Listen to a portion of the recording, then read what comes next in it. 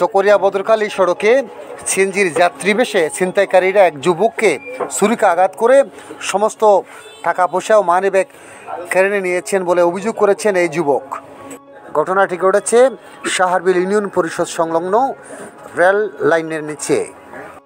আমি থানা রাস্তার মাথার ওই পাশে আপনার শামর আছে, একটা শামর ট্রেডার্স, ওইখান থেকে বেরোচ্ছিলাম। হঠাৎ করে সিএনজি আমি সিগন্যাল দিচ্ছি, অনেকগুলো সিএনজি কেউ দাঁড়ায় নাই। পরে একটা সিএনজি দাঁড়াইছে, ওরা 4 জন লোক ছিল, সিএনজি ড্রাইভার সহ 5 জন মোট। 5 জন হঠাৎ করে দাঁড়ানোর পর একজন পেছন থেকে নেমে সামনে চলে গেছে, যাওয়ার পরে আমাকে সিট দিয়েছে, আমি বসছি। আমি মোবাইল টিপতে হঠাৎ করে দেখি যে এখানে এই যে রেল স্টেশন আছে না, ওই দিক দিয়ে এনে আমাকে ছুরি ধরছে। ফার্স্টে এরকম মারি দিচ্ছে ছুরি। কোন দিকে? এই যে আমার পায়ে, এই যে দেখেন। তারপরে এরপরে বলছি যা আছে দিয়ে দেয়, আমি সব কিছু দিয়ে দিয়েছি। আমার 2টা অ্যান্ড্রয়েড সেট ছিল, একটা বাটন সেট, তারপর আমার ব্যাগে টাকা ছিল 4-5 হাজার টাকা, এগুলো সব নিয়ে হয়েছে। আপনার নাম কি? আমার নাম আনিসুর রহমান, আমার বাড়ি হচ্ছে পেকুয়া।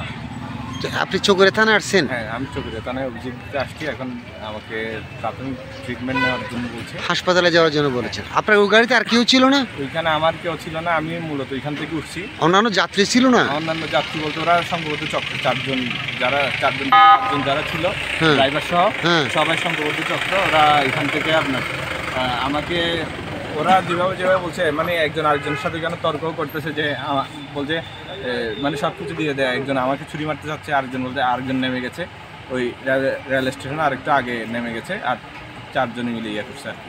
কয়টার দিকে ওটা? এই 10 মিনিট আগে। মানে এখন বাজে কয়টা?